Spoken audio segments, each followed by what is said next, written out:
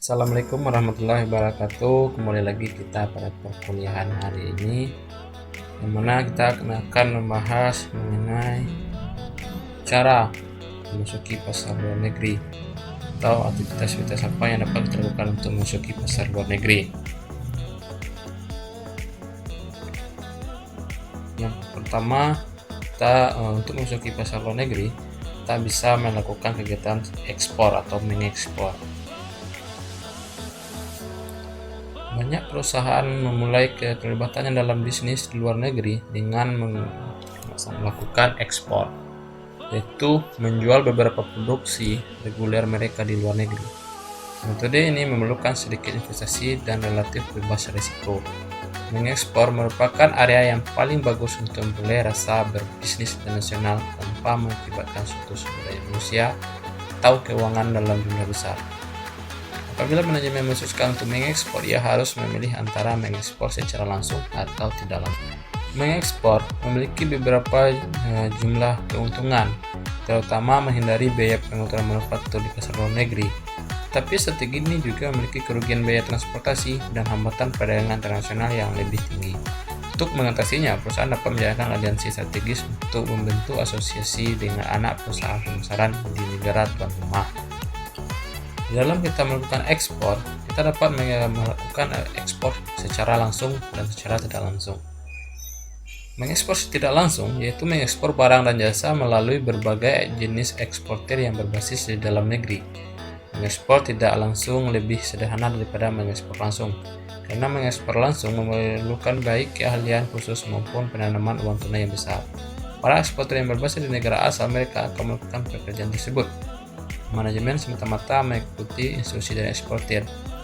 Di antara para eksportir yang tersedia adalah seperti agen ekspor pabrikan, agen komisi ekspor yang membeli untuk pelanggan mereka di luar negeri, pedagang ekspor yang membeli untuk menjual untuk rekening mereka sendiri, perusahaan internasional yang menggunakan barang-barang di luar negeri seperti perusahaan pertambangan, konstruksi, dan minyak.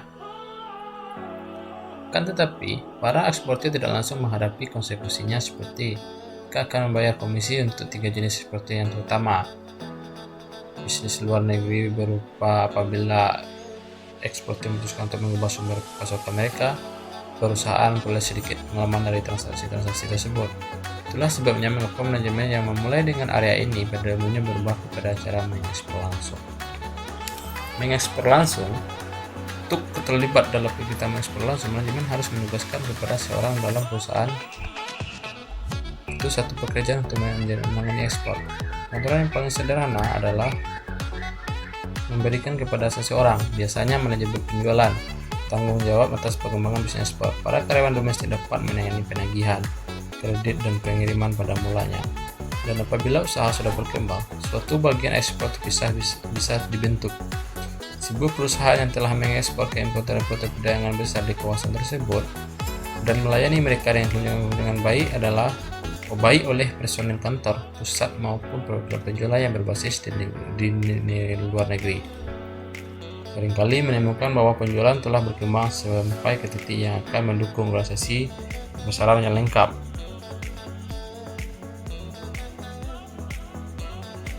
Proses produksi di luar negeri. Ketika manajemen memutuskan untuk terlibat dalam proses manufaktur di luar negeri, pada umumnya ada 5 alternatif berbeda yang tersedia. Tidak semuanya layak di negara tertentu. Alternatif tersebut adalah anak perusahaan yang dimiliki secara keseluruhan. Perusahaan yang ingin segera memiliki anak perusahaan di luar negeri bisa memulai dari nol sampai membangun pabrik, mengambil sebuah perusahaan yang sedang berjalan, membeli distributornya yang berarti memperoleh jaringan distribusi yang akrab dengan pembelinya. Pendirian anak perusahaan yang sepenuhnya dimiliki menawarkan kontrak teknologi yang lebih ketat. Dan aspek lainnya dari operasi bisnis. Ada 2 strategi dalam pendirian anak usaha di luar negeri, yaitu akuisisi dan investasi greenfield. Investasi greenfield adalah pendirian anak perusahaan yang sepenuhnya baru. Ini seringkali berpotensi mahal, tetapi mampu memberikan kontrol penuh kepada perusahaan dan memiliki potensi paling besar untuk memberikan pengembalian di atas rata-rata. Resikonya pun tinggi, terutama terkait dengan biaya dan pengetahuan pasar yang tidak memadai. Namun, Akuisisi memiliki risiko yang lebih rendah daripada investasi greenfield, karena hasil dari suatu akuisisi dapat diperkirakan lebih mudah dan akurat secara keseluruhan. Akuisisi menarik jika ada perusahaan mapan yang sudah beroperasi atau pesaing ingin memasuki wilayah tersebut. Kedua, usaha patungan, yaitu usaha kerjasama di antara dua atau lebih organisasi atau perusahaan yang berbagi kepentingan bersama dalam usaha atau kegiatan bisnis. Usaha patungan juga dapat melibatkan pembentukan aliansi strategis berdasarkan pembagian biaya dan risiko serta memperoleh pengetahuan lokal dan mungkin pengaruh politik. Usaha patungan bisa berupa pertama badan usaha yang dibentuk oleh perusahaan internasional dan para pemilik lokal. Dua, badan usaha yang dibentuk oleh dua perusahaan internasional untuk tujuan bisnis di pasar ketiga. Badan usaha yang dibentuk oleh badan pemerintah, misalnya di negara tempat investasi dilakukan, dan sebuah badan perusahaan internasional. Kerjasama yang dilakukan antara dua atau lebih perusahaan dalam proyek yang lama terbatas. Pekerjaan konstruksi besar seperti pembuatan dam atau bandar udara seringkali ditangani melalui bentuk. Sebagai contoh, beberapa tahun silam Ford dan Volkswagen membentuk suatu usaha patungan di mana operasinya di Argentina dan Brazil digabungkan dalam sebuah perusahaan induk, Auto Latina, dalam usaha bentuk menghapus kerugian yang diderita oleh keduanya. Usaha patungan tersebut yang dimiliki 51% oleh Volkswagen dan 49% oleh Ford merakit produk berdasarkan desain VW dan Ford, tetapi kedua perusahaan menjual kendaraan melalui saluran distribusi sendiri. Dalam usaha patungan ini ada risiko-risiko yang akan dihadapi atau masalah-masalah utama yang perlu kita pertimbangkan dalam usaha patungan ini, yaitu seperti kepemilikan, kontrol lamanya kesepakatan, harga, transfer teknologi, kemampuan dan sumber daya perusahaan lokal, dan niat pemerintah.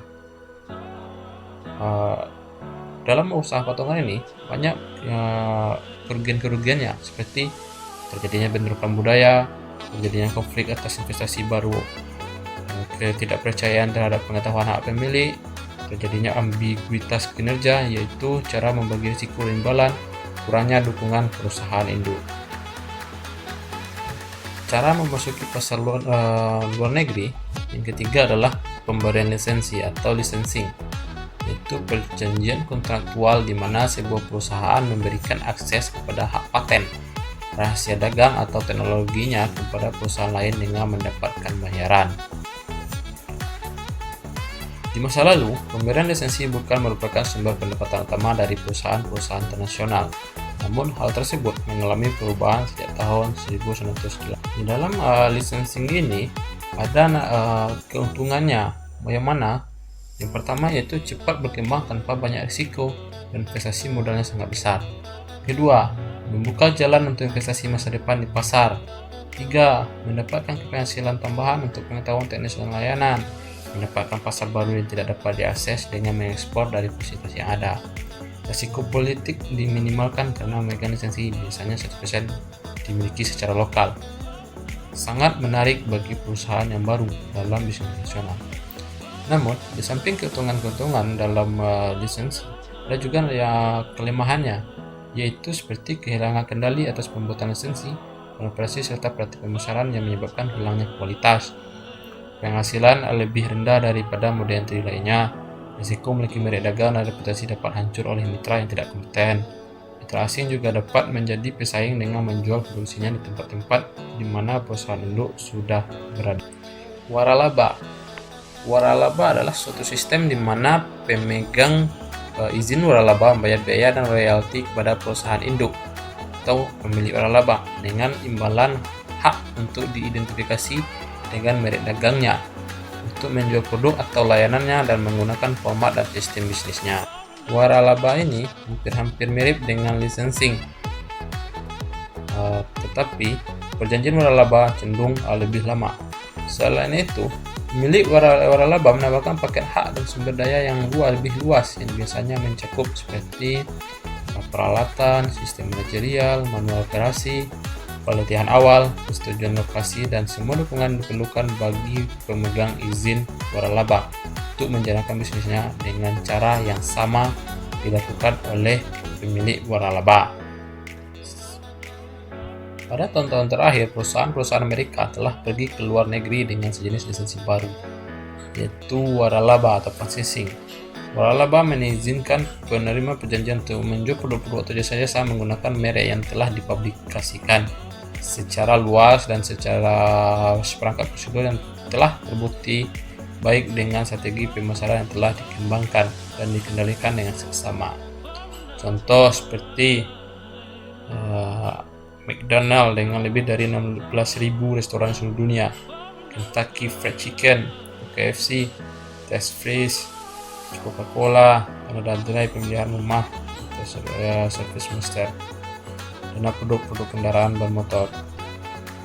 Waralaba ini memiliki beberapa keuntungan seperti risiko politiknya rendah, biayanya rendah, mengizinkan ekspansi serentak ke berbagai wilayah di dunia, mitra yang dipilih dengan baik membawa investasi keuangan serta kemampuan manajerial ke operasi. Namun, di samping keuntungannya, waralaba memiliki beberapa kerugian seperti kemungkinan konflik dengan pemegang izin waralaba termasuk sengketa hukum. Mempertahankan dalih atas pemegang izin waralaba mungkin sulit. Mempertahankan citra pemilik waralaba di pasar luar negeri mungkin menantang. Membutuhkan pemantauan dan evaluasi kinerja pemegang izin waralaba dan memberikan bantuan berkelanjutan. Waralaba dapat mengambil keuntungan dari pengetahuan yang diperoleh dan menjadi pesaing di masa depan.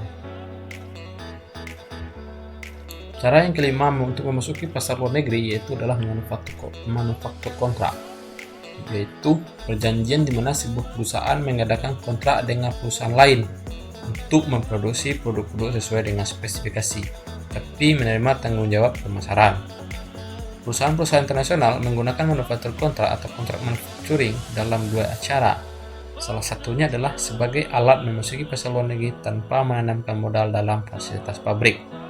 Kontrak-kontrak perusahaan dengan pabrik lokal untuk memproduksi produk untuk sesuai dengan spesifikasinya. Organisasi penjualan perusahaan memasarkan produk-produk itu dengan namanya sendiri, persis seperti Mount Mary Moore, penjual mesin cuci yang dibuat oleh Knorr. Cara kedua adalah memberikan subkontrak pekerjaan perakitan atau produksi suku cadang kepada perusahaan independen di luar negeri. Meskipun perusahaan internasional tidak memiliki kekayaan dalam subkontraktor, praktek ini mirip dengan investasi langsung. Bila perusahaan internasional itu adalah yang terbesar atau satu-satunya pelanggan dari para subkontraktor di negara lain, ia dianggap sebuah perusahaan yang menciptakan lapangan kerja dan devisa bagi negara tuan rumah. Seringkali perusahaan internasional mau meminjamkan modal kepada kontraktor dengan syarat yang sama seperti perusahaan global atau multinasional meminjamkan dana kepada anak-anak perusahaan. Karena kesamaan tersebut, investasi langsung luar negeri tanpa investasi atau foreign direct investment without investment. Sekian pertemuan perkuliahan kita pada hari ini. Wassalamualaikum warahmatullahi wabarakatuh.